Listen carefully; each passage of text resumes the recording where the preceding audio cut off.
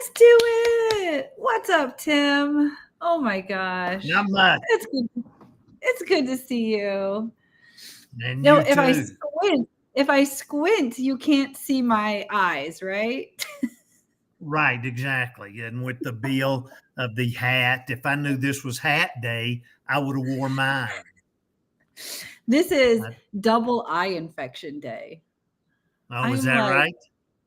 oh, and honestly, yesterday I couldn't have even gotten my contacts in. I didn't even try. I do have somebody respectfully telling me I should take them out today. It's just going to make it worse, which reiterates the fact that I should throw them away for sure. But yeah, I picked up something nasty from my Spider-Man kid. Right. I was sitting here thinking, I bet I know where it came from. I'm like, why? Why? Oh, it was so bad. Yesterday I had to wear like sunglasses all day. I mean, and so I didn't have glasses or anything in, and I was like, yeah, like I couldn't see. Anyway, how are you? Happy Monday. I'm doing good. Thank you. And happy belated Mother's Day to you.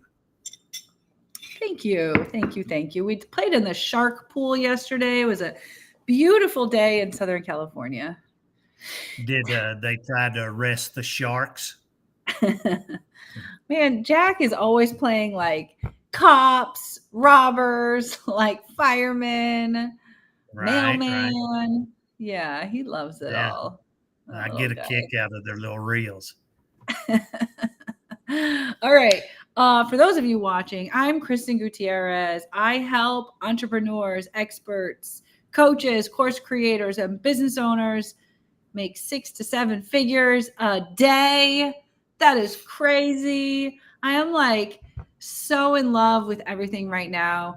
And I'm so excited to be joined by you, Tim Murphy.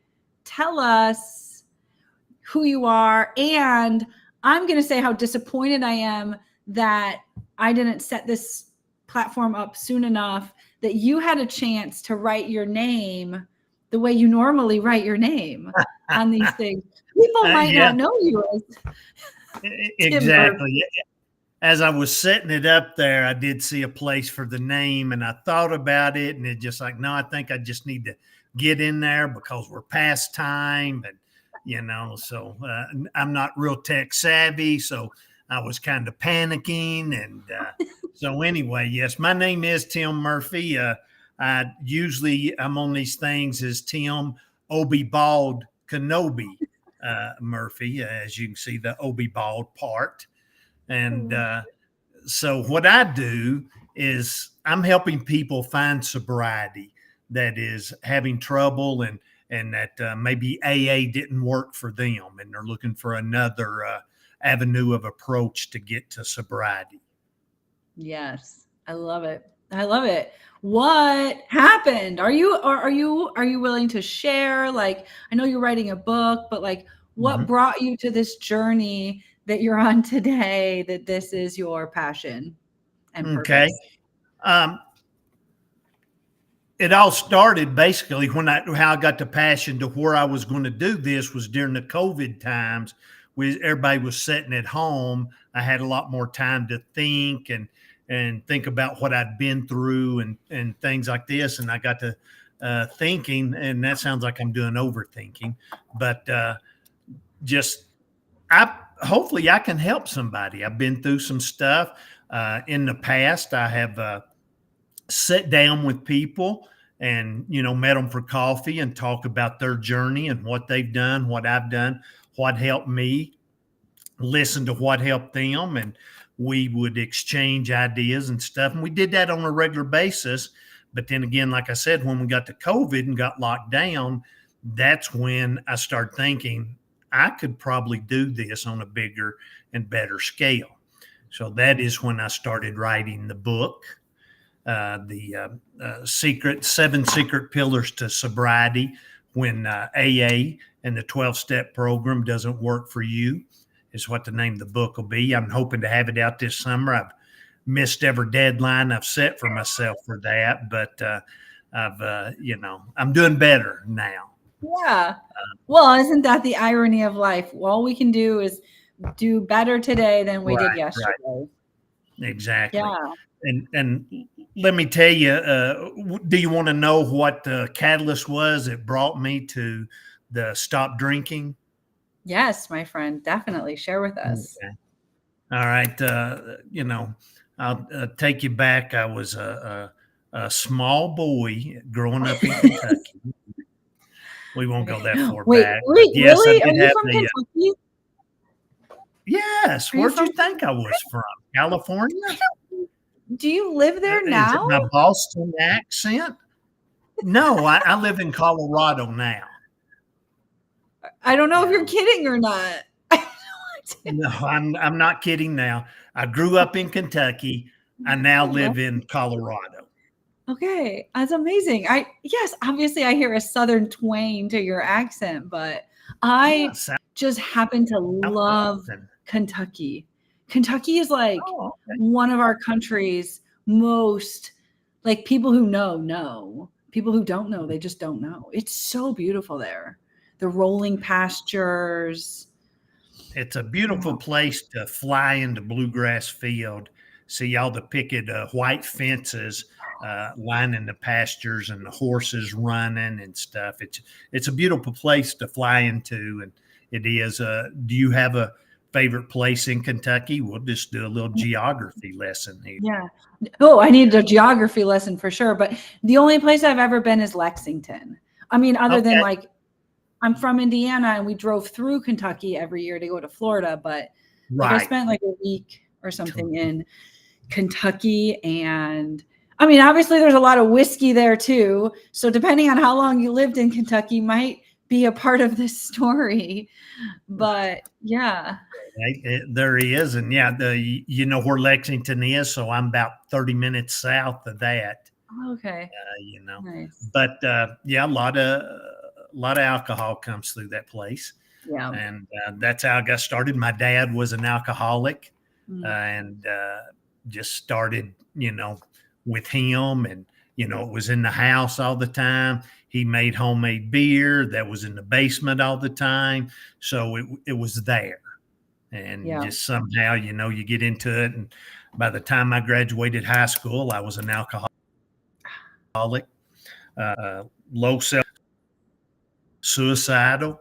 And, I fumbled around till I was 25 years old. And then I joined the military and spent 30 years in the military and had drinking problems and stuff. Retired. And then that's when I moved out here to Colorado, is when I retired from the military. And again, just bar hopped and drank, and it just kept getting worse and worse. Anger issues, depression, just everything you can think of that goes along. Like I had, and as you can tell, probably from that time in my life, I was a real pleasure to be around. And so. Are you kidding or serious? Because you're so fun now. So I don't know. No, I was a mess back then. Like I said, Yeah, you anger said anger. issues, blamed everybody else for things that was happening to me, took no responsibility for anything. If anything happened, it wasn't my fault. It was somebody else's. Okay, pause for a second though. Like we're gonna Okay. pause here in the story because I appreciate and recognize like the alcoholism aspect of your journey, but I mean, I think also in your quest to helping one more, in the middle of COVID, for those of you just joining, welcome. You were saying in the middle of COVID, I realized maybe I could serve more people and like help more people with this versus just like one-to-one at the coffee shop. But like so many people, myself included, like look at Dr. Andrea Vitz's work, look at so many other work, right? I mean, alcohol was, I guess, the vehicle to which maybe brought out some of these anger issues or created this in you. But now that Dr. Andrea Vitz has helped me so much, I'm vulnerable enough to share, like, it's interesting to hear your story, to know that you could help so many other people, even if they weren't self-proclaimed alcoholics. Or in your story, you say, oh, this is so, like you think we all know what you went through, but we didn't. So it's not fascinating from like, oh, I want to meddle in like the things that, you know, you had to go through, but it's fascinating to hear your journey, because so many of us, we don't recognize those traits in us, or we don't know if those things came to us because of alcohol, or because of the homes we grew up in, or because of the things, the habits we developed like later on in life. So just so you know, I mean, what you're sharing right now is so good. Like, it's so good for people, even if you're not an alcoholic, for example. Right. There could be other issues that they're having that I would like to think that my story they would listen and say, well, you know, if that old bald-headed man right there can do it, I can probably do it too. Yeah. You know, so Tim can do it. I can do it. There you have we should have t-shirts made. On the back, it can say tomorrow. Right. So what had happened, a night of bar hopping, just, you know, that was what I did, and blacked out. People that are alcoholics that are listening to this will understand this. You know, I blacked out, and I drove my car into the median, and there's a sign there, divided highway. I drove into that. It crushed in, and it looked like I had done it on purpose. It was right square in the middle of the car. The sign came down, crushed the hood of the car down, the roof of the car down on my head. And so I was about a mile from home, and I drove the rest of the way home like this right here, you know, because it was crushed down on me. And so it totaled the car. It was a borrowed car at the time. It wasn't even mine. And that, you know, that divided sign, I don't know if you'd heard about or heard the Robert Frost poem, the Fork in the Woods, or the Divided Highway, something like that. I've already forgot what it's called. But anyway, that was my sign in the woods. That was my fork in the road. I had to decide which way I wanted to go. Yes. So I chose time right there. Oh, I just got the chills, and I looked it up. The Road Not Taken by Robert Frost. There you go. Yes. I know what I'm talking about. Of course you do. I mean, this is exactly like the analogy I was like drawing in my head as you were saying that. Before you even said it, looked like you did it perfectly, and it was like dead on in the middle. I mean, you were given a choice, basically. Right. It's crazy. But you recognized, you know, you're smart enough. You had your wits about you enough. Did you recognize it right away? Or like after this incident, this accident, like, did you go to the hospital? Like, what happened? What did your friend say about their car? Talk with us a little bit about what happened next. I'm a man. I don't go to the hospital. I just rub some dirt on it and carry on. You know, so that's what I did. No, that didn't hit me at first. The first thing I thought about is I owe money for this car. So next him, how much you want for the car? You know, and so it damaged our relationship for a while, but I did pay for the car, but it took us time to, you know, put it behind us, but we did. And so I paid for the car. That's how we got that out. And the next morning, you know, just like I did every morning, just about, is I was sick, stomach upset, did my favorite ab exercise, which is dry heaving. And just, you know, 3 days of recovery. But then that's when I thought that, you know, this is it. I can't do this anymore.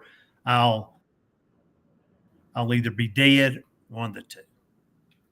You know, so which option do you want? Pick, choose. Yeah. Life is choices. So choose. Life is. Yeah. And I was talking in a masterclass this morning about like our faith system and how it's either, well, our belief system is either in faith or in doubt. And so you didn't even know, but subconsciously in that moment, you chose faith, because we all have two choices about everything in life. It's like, will anybody show up at my masterclass? And so I can have doubt that nobody will. And as a result, I can talk myself out of doing it. Or I can have faith that if even only one person shows up, it will be worth it for them, and Right. for me. And so you chose that in the moment. You chose faith in yourself, that the opposite would have been going to jail, getting arrested, dying, and we would never know you. And I'm so glad you chose faith in yourself. I was thinking of you when all that happened. Of course. I'm going Yeah, to we meet go a girl there. named Christine, and I got to be on my game when I do. So, yeah. Yeah, and her Spider-Man kids. I love it. And her Spider-Man kids, yes.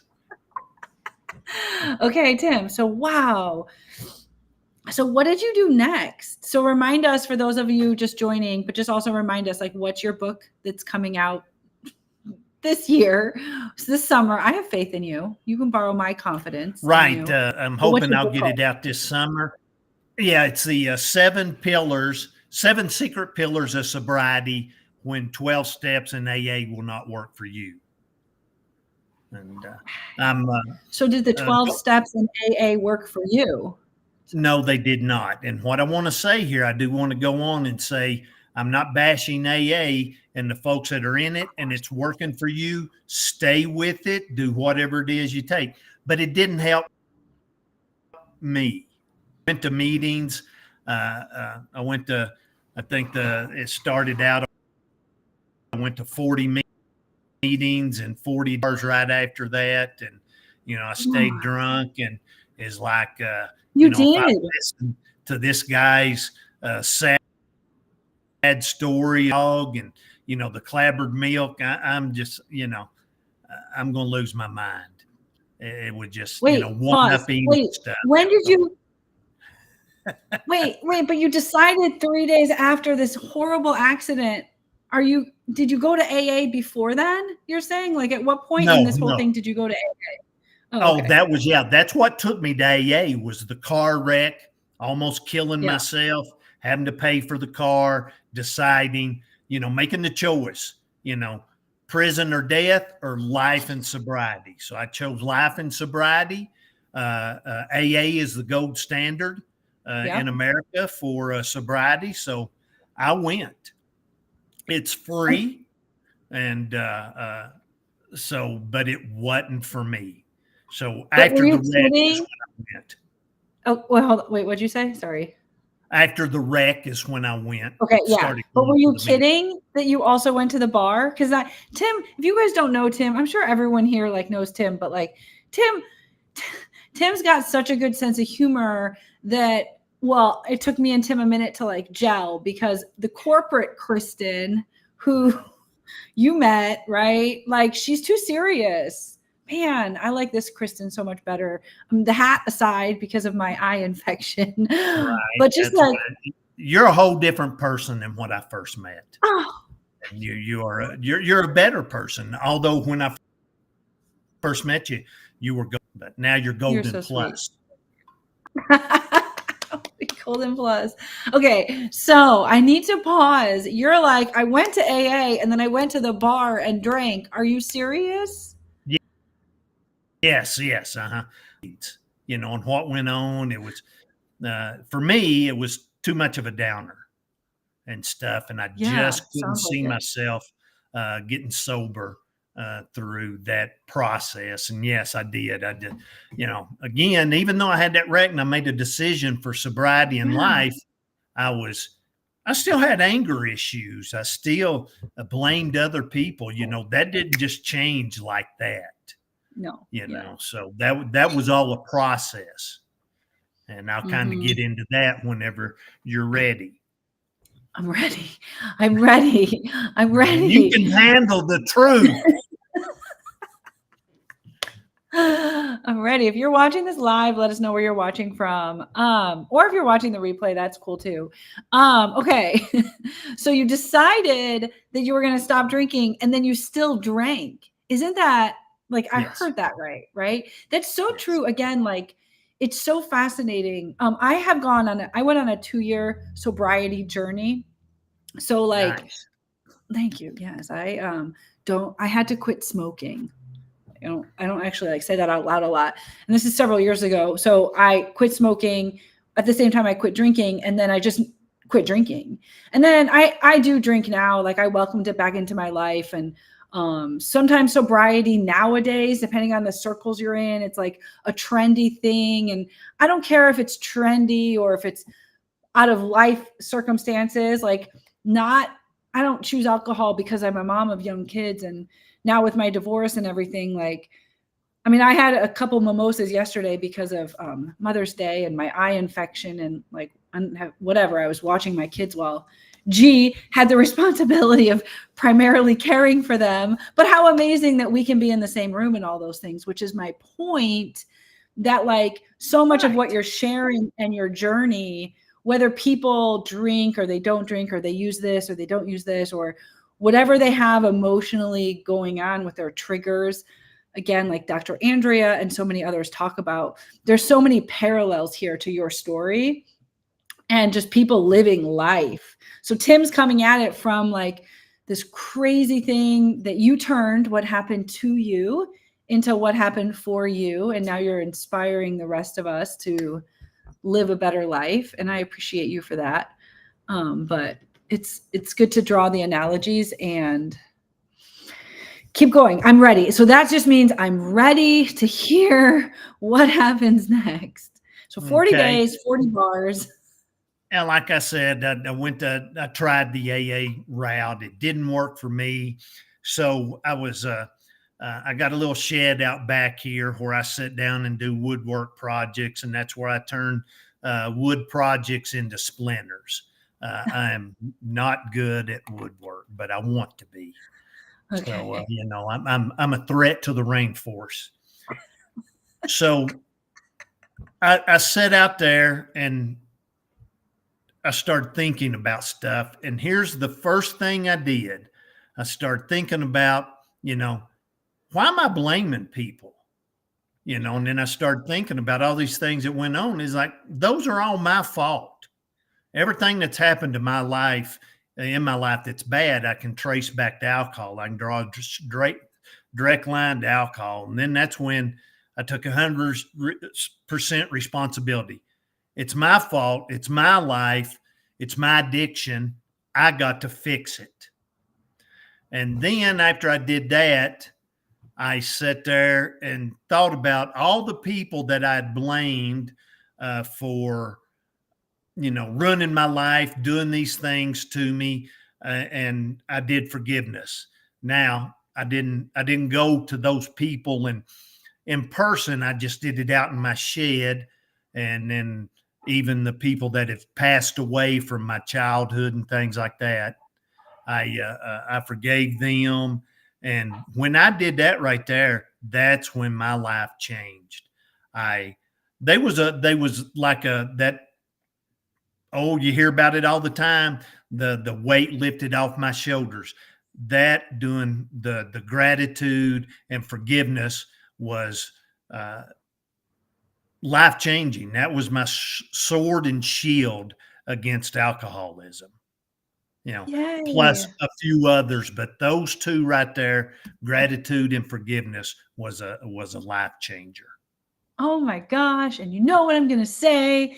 It's just a life changer anyway. So many people harbor bad feelings against the company that fired you or the alcohol, the alcohol in the bottle, like whatever it is, these external forces, and we blame them. Like the blame game, man, I mean, this has been me a lot of my life, right? And blaming him when our marriage was falling apart, right, instead of looking inside. And so you chose forgiveness, which, man, like that's hard to do, like forgiveness of yourself, forgiveness of others, and then gratitude for what you have. I love that. True. Yes. Mm-hmm. Yeah. Okay. What else? And tell right. Those two things right there changed my life. Through the rest of that journey, what am I doing? What is helping me? And I started writing things down, and you hear how to have a gratitude journal and all this. And you don't have to have a gratitude journal. You just this is what I just write in here. It's not a journal, it's You're, just a wait, binder. I'm sorry. Wait, you just write in your gratitude journal? Well, yeah, that's, if you want to call this a gratitude journal, you can. You can call it anything you want. It just, all you is a pencil and paper and write. Yeah. That's, I know. You're saying we don't need Rachel Hollis's official gratitude journal that we don't use. I mean, I've had this thing like 3 years. I've written in it like once. I should write it. So all we need to do is go to the dollar store, go to Goodwill, Exactly. Go to Target, wherever your thing is. Right. And just get a notebook and get you a pen. I like these multicolored pens. Yes, I like so those. Do my kids. Yes. What's that? So do my kids. Okay. Give them that journal. They'll make good use of it. Okay. Yeah, Okay. Exactly. So yeah, and do things like that. I highlight. I also, this is another one of my favorite tools, is a highlighter, and I highlight things and write.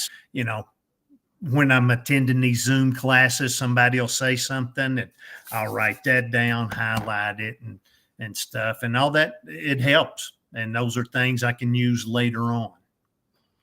Yeah. Okay. So what else can we expect from you, Tim Murphy? Called Kenobi. Yeah. Yeah. There you go. Well, when you say expect from me, kind of clarify that. What are we trying to rope me into?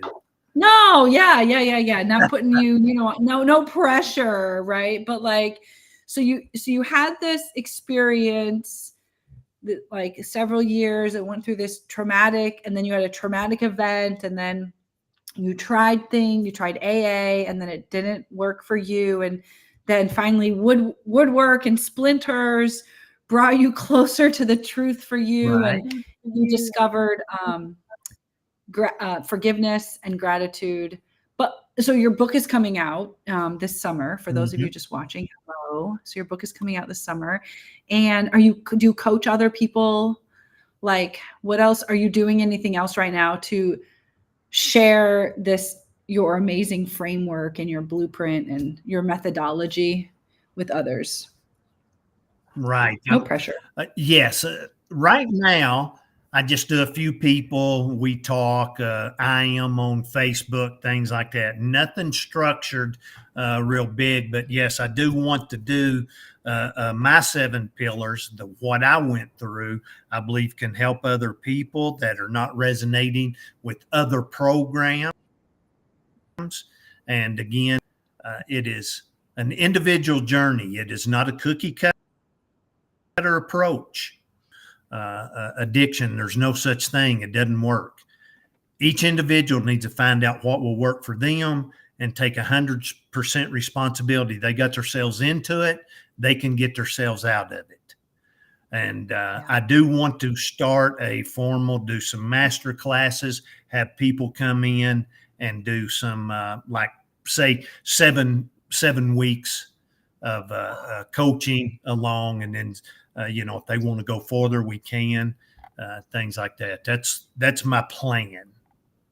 Yeah, because I'm thinking of a friend of a old coworker. Her husband died. Her husband passed away from cancer several years ago, and I watched her just come to social media and like start sharing her tragedy and her truth and how hard it was to be a widowed single mom now raising very young kids, and how it, like yours is about when AA doesn't work, here's 7 better steps to help you with sobriety.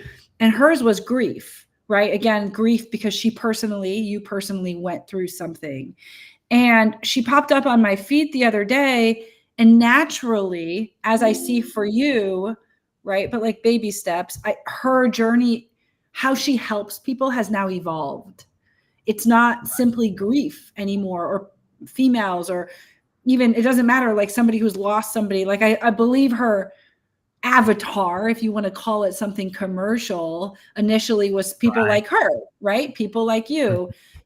But her coaching, her ability, like as you step more into mindset and the gratitude and the forgiveness, that actually spans across other addictions first and Right. foremost, and then other types of people. Like I see you having a lot of things that could even help me, even as other people have. So yeah, I think it's going to be fun to watch your journey. Well, hopefully, and just like you said, just those two, forgiveness will help out, with things when you think other people's hurt you and you do have anger issues.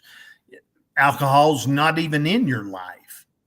So those things can help with that and Yeah. grief. So it can Yeah. reach across all aspects of your life. And so, yeah, I got, on the journaling we talked about right there, just a notebook, write things down, and that gratefulness and stuff. I write stuff in there each day. And one of the things I put in there today was this right here, teaming up with you for this class here. I wrote that I was grateful for teaming up with you. Oh my gosh. I texted you. I didn't. I started to text you 3 different times today. And then I saw you in a community, and I was going to say, Tim, this isn't good. This is no bueno. I cannot go live with you today. I am an absolute train wreck. Oh. And then I canceled it. I canceled the text because I looked at my calendar. I'm like, if I don't go live with him today, tomorrow, it's like middle of next week. I was looking forward to it too. I wouldn't want to be put off, even though it was legitimate. I wouldn't want to be put off. Right. Yeah. I And feel then like I'm getting infected already. Exactly. I'm sending it to you through the screen. Right. Yeah. So then I thought, you know what? It's so, it doesn't look nearly as bad today as it did yesterday. The hat helps. And I just think that it's so important for us to show up in our imperfect selves, because, people that are going through things that need your help right now, they're worried. You might not realize it, but they're worried because you figured it out, and they have to stumble forward and fail, and it doesn't feel good, and not get it right and let you down. And maybe now they're used to letting themselves down, but now they feel like they're going to let you down. Right. And so I don't know if there's anything you can comment on in there, but it is true that even in the things you're coaching, how to show up as our imperfect self, because that's what somebody needs right now. I don't know if I'm going to hit the mark or answer what you asked there, but I'm nothing but imperfect. I'm all the time making mistakes and not doing it right. Just like trying to log on here. I'm IT deficient, and that's why we were late coming on. I couldn't get on here. And that's my fault. So it's I appreciate that. Thanks for covering for me. But we are, and we can't wait for it to be perfect. And that's something I struggled with, even on my book and in the community me and you move around in. There's that, hey, done is better than perfect. And it took me a while to internalize that and realize that, I was, even though I don't think I'm a perfectionist. If you ever read any of my emails and all the misspellings and commas where they don't belong and periods where they don't belong, you'd see that, there ain't nothing I do's perfect. So, but I had to still internalize that and realize that, we still got to go on and carry on and do our thing and help people. And one of the things about, going through grief, alcoholism, anything you're going through, if you want to get better at it, teach somebody else how to get through it. Oh, snap. Yeah. Let's say it again for the people in the back. That's so good. Yeah. To help yourself get through something, find somebody else to teach, bring them along, and that'll bring you along. Yes. Is that one of your steps, or is that like the secret ninja level that you unlock after going through your steps? That's so good. That's folks, to let you know, that's bonus. Secret ninja stuff, fire pants, whatever. That right there just unlocked, and that was secret stuff right there. Y'all gonna have to sign an NDA. I cannot go beyond this room right here. So good. It is so good. It's so true, because Yes. people are scared. People are scared to change. But if nothing changes, we don't change.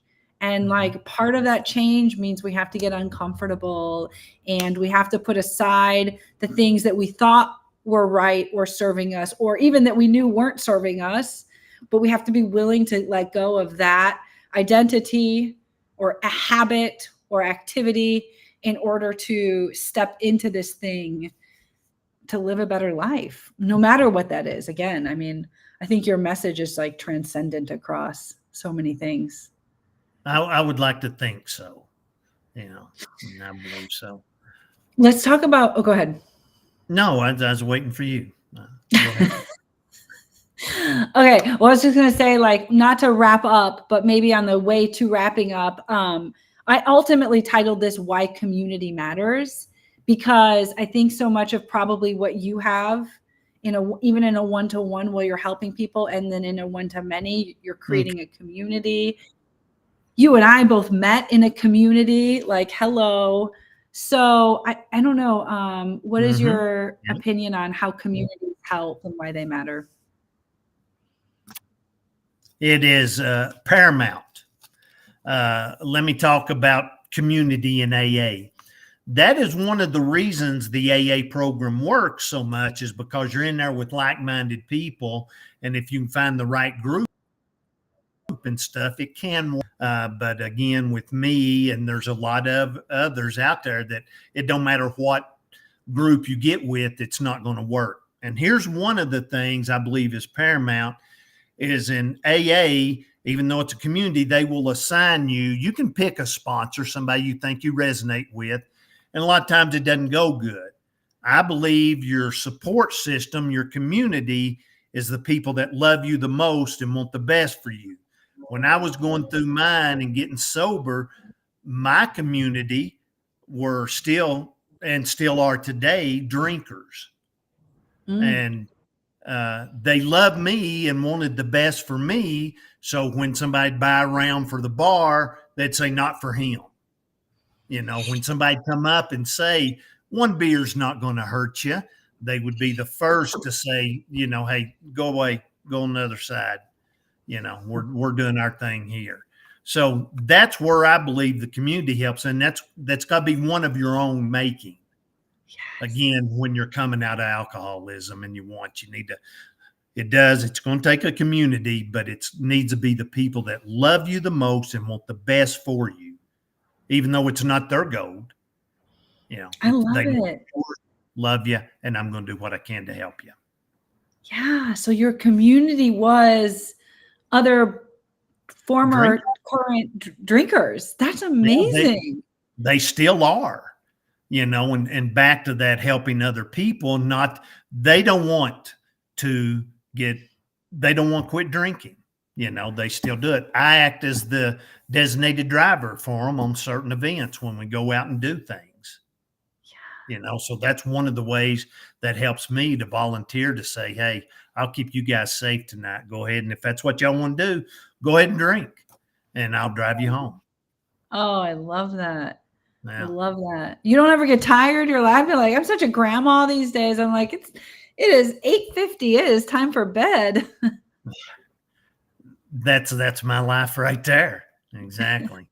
To let the everybody know, I do and I've kind of backed out of it a little bit, because it don't start till 8 or 9 o'clock at night. Sometimes sign up is not till 9 o'clock, and it's like, oh man,